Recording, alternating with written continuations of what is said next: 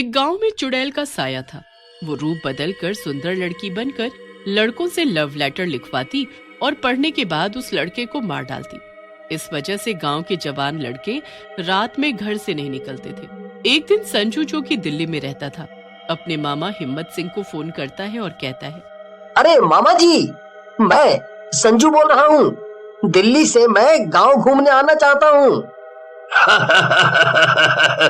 अरे संजू बेटा, ये तो तुम्हारा ही घर है, जब चाहो आओ। भला ये भी कोई पूछने की बात है? जब चाहे मन करे आ जाना। ऐसा कहकर हिम्मत फोन काट देता है। तभी वहाँ उसकी पत्नी दुलारी आती है और बोलती है, अजी तुम्हारा दिमाग खराब है क्या? बेचारे को अभी बुला रहे हो? जानते नहीं बाहर कितना खराब माहौल है। चुड़ैल गांव के जवान लड़कों को मारे डाल रही है। दुलारी की बात सुनकर हिम्मत सिंह भी घबरा जाता है और संजू को ना आने के लिए बोलने के लिए फोन मिलाता है, लेकिन संजू का फोन नहीं मिलता। अब क्या करूं? भांजे को तो फोन ही नहीं मिल रहा। दुलारी कह तो सही रही है, पर अब क्या कर सकते हैं? आने दो संजू को, मैं उसे समझा दूंगा चौकन्ना रहने के लिए। उधर संजू भी प्रेमनगर जाने वाली बस में बैठ जाता है। प्रेमनगर की बस में बैठी सारी सवारियां डरी और चुप होती हैं। रास्ते में बस का टायर पंचर हो जाता है। सारी सवारियां बस से उतरकर पास वाले ढाबे में चली जाती हैं। संजू बस के ड्राइवर के पास जाता है और पूछता है, अरे भाई, बस ठीक होने में कितना टाइम लगेगा? मुझे रात होने से पहले प्रेमनगर पहुंचना है। भैया, अब जो समय लगना है वो तो लगना ही है। वैसे भी प्रेमनगर में कोई बस रात में नहीं जाती। अगर ज्यादा लेट हो जाएंगे तो इसी ढाबे पर ही रात गुजारनी पड़ेगी। ऐसा कहकर ड्राइवर बस का टायर बदलने में लग जाता है और संजू भी ढाबे के अंदर चला जाता है और एक टेबल पर बैठ जाता है।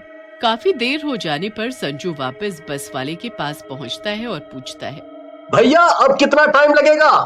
तुमने तो बोर ही कर दिया। इतनी देर में तो पैदल ही पहुंच जाता मैं प्रेमनगर। भैया देखो, अब आज तो ये बस चलने से रही, क्योंकि थोड़ी देर में रात हो जाएगी और तुम्हें जल्दी जाना है, तो जैसे आप कह रहे हो वैसे ही चले जाओ। 11 नंबर की बस पकड़कर। बस 5 किलोमीटर है प्रेमनगर यहाँ से। बस वाले की बात सुनकर संजू अकेले ही गांव की तरफ निकल जाता है। ये ड्राइवर भी ना, जब देखो मुंह चलाने लगते हैं। इन्हें क्या लगा मैं जा नहीं सकता? मैं अकेले ही पैदल चला जाऊंगा। संजू चलता चलता प्रेमनगर के पास वाले जंगल के पास पहुंचता है। अंधेरे घने जंगल को देखकर संजू भी थोड़ा घबरा जाता है।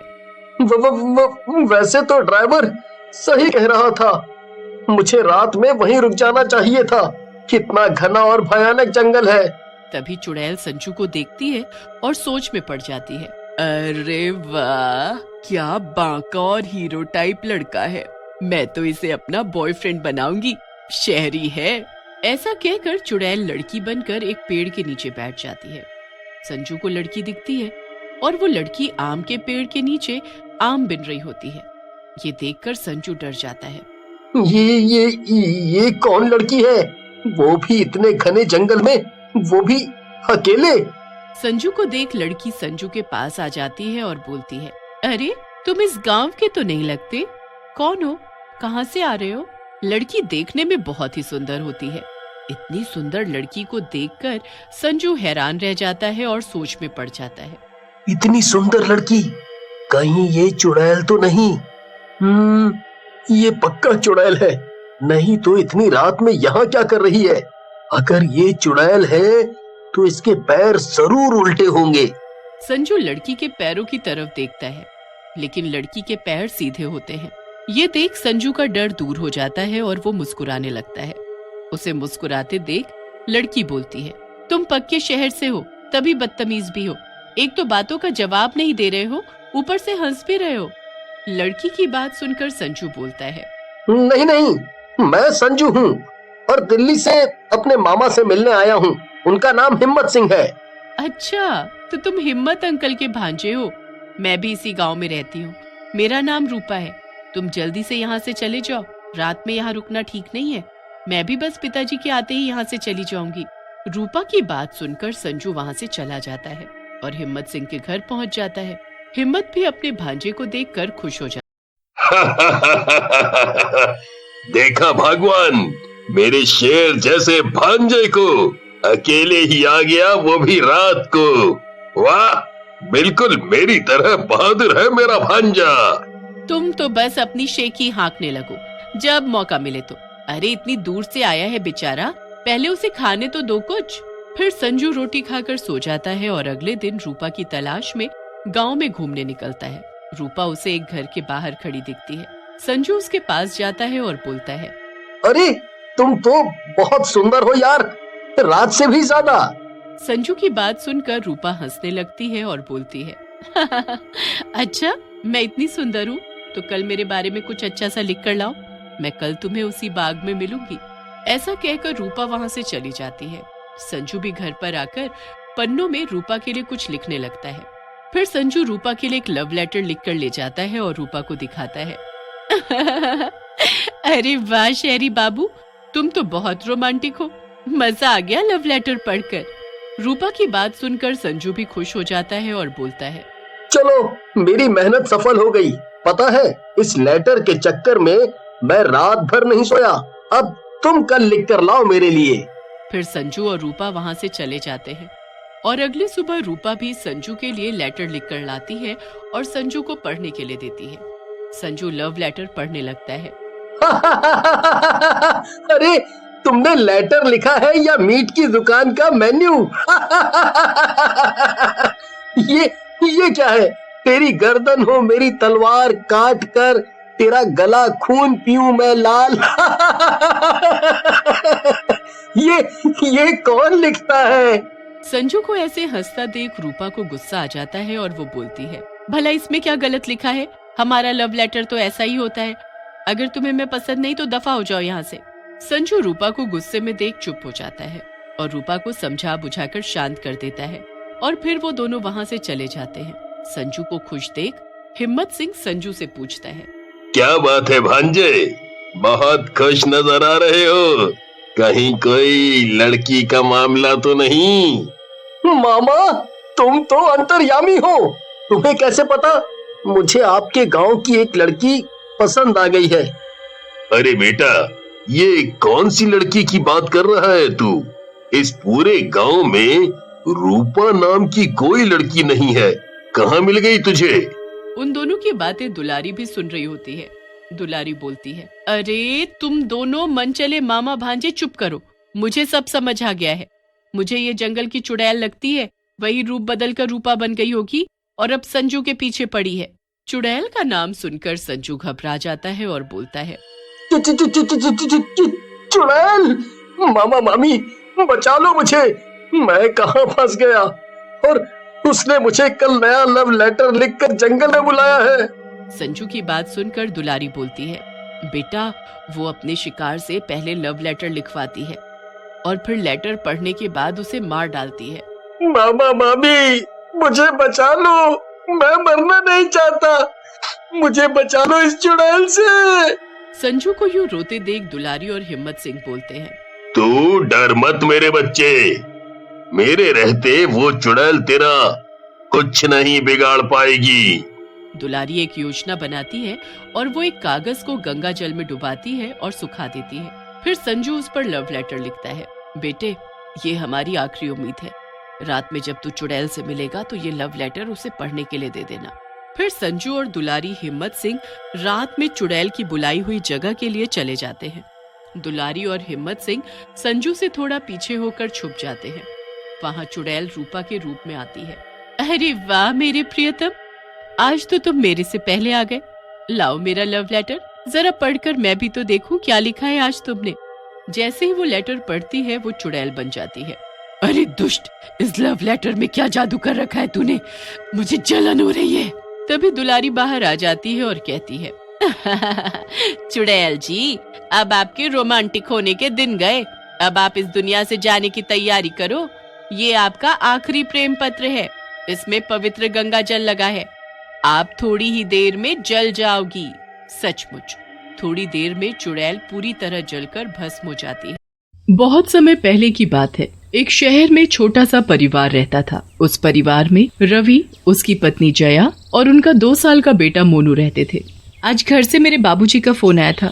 उनकी तबीयत बहुत खराब है, उन्होंने मुझे तुरंत गांव बुलाया है। अच्छा, ऐसी बात है तो मैं आज ही तुम्हारी गांव की टिकट करवा देता हूँ। ठीक है। जया मोनू को लेकर गांव के लिए निकल पड़ती है। जब वो अपने घर पहुंचती है तो देखती है कि उसके बाबूजी बहुत ही बीमार हैं और बिस्तर पर लेटे हुए हैं। बाबूजी, मैं आ गई। अच्छा हुआ बेटी जो तू आ गई, मैं कब से तेरा ही इंतजार कर रहा था। मैं अब आ गई हूँ ना, तो अब आप पहले जल्दी से ठीक हो जाओ। जया के बाबूजी धीरे धीरे ठीक होने लगते हैं। वो मोनू को जान से भी ज्यादा प्यार करते हैं और दिन भर बस मोनू ही मोनू करते रहते हैं। बेचारे बाबूजी यहाँ अकेले कैसे रह पाते हैं, तो पता नहीं वो कैसे मोनू को वापस जाने देंगे। उनको तो हर वक्त मोनू ही चाहिए। जया अपने बाबूजी का अपने बेटे के प्रति प्यार देखकर खुश भी होती है और उसे अब चिंता भी होने लगती है। पर बाबूजी तो मोनू के साथ बड़े ही खुश होते हैं। वो पूरा दिन बस उसी के साथ खेलते हैं और उसी के साथ ही खाना खाते हैं। मोनू भी अपने नाना को अब अच्छे से पहचानने लगता है और उसे भी अपने नाना के साथ रहना अब बहुत अच्छा लगता है। एक दिन जब सब लोग खाना खा रहे होते हैं तो जया अपने बाबूजी से बोलती है, बाबूजी, वो मैं बोल रही थी कि अब हमें यहाँ काफी दिन हो गए, आप भी अब बिल्कुल ठीक हो और मोनू के पापा भी वहाँ अकेले हैं, तो अब हमें वापस शहर चले जाना चाहिए। हाँ बेटी, बात तो तुम सही बोल रही हो, पर समझ नहीं आ रहा कि मैं मोनू के बिना अब कैसे रह पाऊंगा। तेरी माँ के जाने के बाद बिल्कुल अकेला हो गया हूँ। अब मोनू के साथ रहकर इतनी खुशी मिलती है कि मैं बता नहीं सकता, पर क्या कर सकता हूँ। आप परेशान न हो बाबूजी, आप हमारे साथ ही क्यों नहीं रह लेते? नहीं बेटी, हम लोगों के लिए तो बेटी के घर का पानी भी पीना पाप है और तुम वहीं रहने की बात कर रही हो। ओहो बाबूजी, आप भी ना कैसी बातें कर रहे हो, आजकल ये सब कोई नहीं मानता। तुम ये सब गांव की बातें नहीं समझोगी। खैर, कब जाना है तुम्हें वापस? मैं भी तुम्हें शहर छोड़ने चलूंगा। अरे, आपको तकलीफ उठाने की कोई जरूरत नहीं है, मैं चली जाऊंगी। मैं तो अपने मोनू के लिए जा रहा हूँ। इस बहाने मैं उसके साथ थोड़ा और वक्त बिता लूंगा। ठीक है बाबूजी। जया, उसका बेटा मोनू और उसके बाबूजी तीनों शहर की बस में बैठ जाते हैं। अरे बेटा मोनू, ये देखो बाहर कितने सुंदर सुंदर पेड़ हैं। मोनू अपने नाना की गोद में बड़ी खुशी से खेल ही रहा होता है कि अचानक बस का एक भयंकर एक्सीडेंट होता है। बस सामने से आ रहे एक ट्रक से बुरी तरह टकरा जाती है। बस अपना संतुलन खो देती है और नीचे नदी में गिर जाती है। बस में फंसे सभी लोग चिल्लाने और बाहर निकलने की कोशिश करने लगते हैं।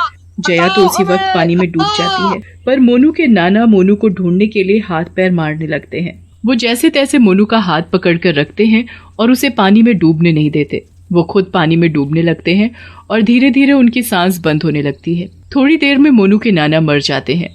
मोनू के नाना मरने के बाद भूत बन जाते हैं और मोनू को मरने से बचा लेते हैं। इसके बाद वो इंसान के रूप में खुद को बदलकर मोनू को घर ले जाते हैं। मोनू और उसके नाना को घर वापस आते देख पड़ोस की शीला उनसे पूछती है, अरे बाबूजी, आप वापस कैसे आ गए और जया कहाँ है? वो अभी मोनू कुछ और दिन यहीं मेरे पास रहेगा और रमा भी बस पीछे पीछे आ रही है। अच्छा, चलो ठीक है। नाना जी मोनू को जल्दी से घर के अंदर ले जाकर दरवाजा अंदर से बंद कर देते हैं और वापस अपने भूतिया रूप में आ जाते हैं।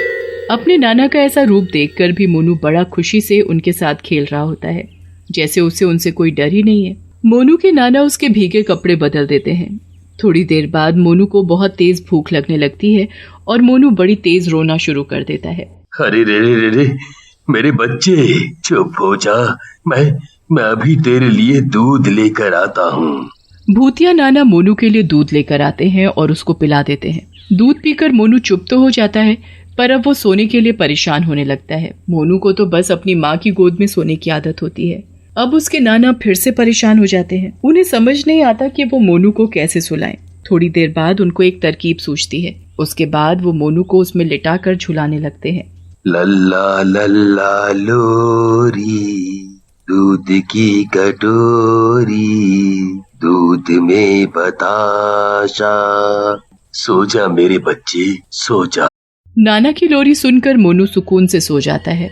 उसके नाना भी वहीं बैठ जाते हैं और मोनू और जया के बारे में सोचने लगते हैं। नाना, अब क्या होगा मेरे मोनू का और मेरी बेटी जया?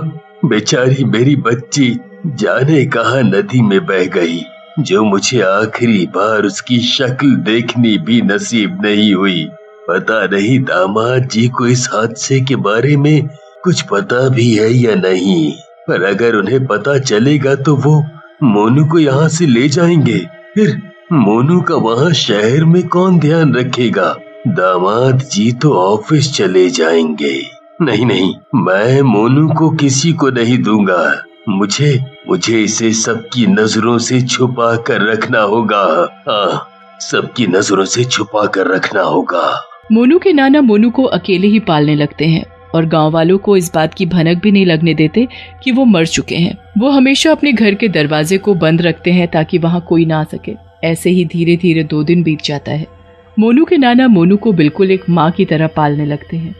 वो रोज सुबह उठकर उसे नहलाते, उसे खाना खिलाते और उसके साथ खेलते। मोनू को भी अब धीरे धीरे अपने नाना के साथ रहने की आदत पड़ जाती है।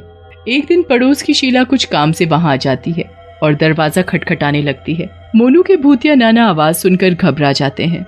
उन्हें समझ नहीं आता कि वो अब करे तो क्या करे। वो अपना इंसान रूप लेकर दरवाजा खोल देते हैं। हाँ, बोलो शीला, तुम यहाँ क्यों आई हो? अरे, आप ऐसे क्यों बोल रहे हैं? ऐसे तो आप कभी मुझसे बात नहीं करते। नहीं, तुम अभी जाओ यहाँ से, मैं कुछ काम कर रहा हूँ।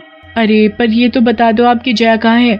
आपने तो उस दिन कहा था कि वो अभी आ रही है, पर मैंने तो उसे इतने दिन से एक बार भी नहीं देखा। वो काम कर रही है। अब तुम जाओ यहाँ से, मोनू रो रहा है। शीला को मोनू के नाना का व्यवहार बहुत अजीब लगता है, पर वो चुपचाप वहाँ से चली जाती है। उसे कुछ तो गड़बड़ लगती है, इसलिए वो रात को फिर से वापस आती है और चुपके से खिड़की से झांक कर अंदर देखने लगती है। अंदर का नजारा देखकर तो उसके होश ही उड़ जाते हैं। एक भूत मोनू को अपने बच्चे की तरह खिला रहा होता है और मोनू उसे नाना नाना बोल रहा होता है। हे भगवान, मतलब ये नाना तो भूत है, पर ये सब मामला आखिर है क्या? मुझे इसका पता करना होगा। शीला वहाँ से चली जाती है और अपनी 2-4 सहेलियों को ये बात जाकर बताती है। उसमें से एक नीलम नाम की औरत शीला से बोलती है, अरे मेरे पास जया और उसके पति का फोन नंबर है, मैं आज अपने पति के फोन से उन दोनों को फोन करके देखती हूँ। हाँ बहन, एक बार पता करो। नीलम घर जाकर अपने पति से जया को फोन मिलाती है तो फोन बंद आता है, पर उसके बाद जब वो उसके पति रवि को फोन करती है तो रवि उससे पूछता है, आप कौन? मैं जया की सहेली हूँ। वो मैंने ये पूछने के लिए फोन किया था कि जया आखिर है कहाँ और वो अपने बच्चे को यहाँ अकेले छोड़कर कैसे जा सकती है। ये तुम क्या बोल रही हो? जया, मोनू और उसके नाना की तो मौत हो गई है। जब वो घर वापस आ रहे थे तो बस नदी में गिर गई थी, किसी का कुछ पता नहीं चला। मैं तो आज तक उसी दुख में हूँ। अरे पर मोनू तो यही है और वो अपने नाना के घर में है। आप यहाँ जल्दी आ जाओ क्योंकि उस बच्चे को किसी भूत ने पकड़ रखा है जिसे वो बच्चा नाना बोलता है। ये बात सुनकर रवि की तो हालत खराब हो जाती है। वो तुरंत गांव जाता है और घर पहुंचकर दरवाजा खटखटाने लगता है। जब कोई अंदर से दरवाजा नहीं खोलता तो वो गांव के लोगों को इकट्ठा करके दरवाजा तोड़ देता है। अंदर मोनू अपने भूतिया नाना की गोद में खेल रहा होता है। मोनू, मेरा बेटा, मेरा बच्चा, तू जिंदा है? ये तुमने मेरे बच्चे को यहाँ क्यों कैद किया हुआ है? कौन हो तुम? नाना बेटा, तुम इस भूत को नाना क्यों बोल रहे हो? क्योंकि मैं इसका नाना हूँ। उस दिन हादसे में सब मर गए, पर मेरी आत्मा मरने के बाद भी मोनू को बचाने आ गई। मैंने मोनू को बचाया और यहाँ ले आया। आपने मोनू को सबसे छुपा कर क्यों रखा? मेरा मोनू ही मेरे जीने का एक सहारा था। मैं किसी पर भरोसा नहीं करता, इसलिए मैंने ऐसा किया। मोनू के भूतिया नाना मोनू को रवि के पास नहीं सौंपना चाहते थे। पापा, पापा।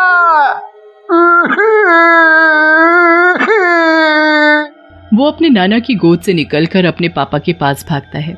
रवि जल्दी से मोनू को गोद में उठा लेता है। रवि का मोनू के प्रति प्यार देखकर उसके नाना को समझ आ जाता है कि वो मोनू के साथ गलत कर रहे हैं और यही सोचकर वो वहां से गायब हो जाते हैं और उनकी आत्मा को शांति मिल जाती है।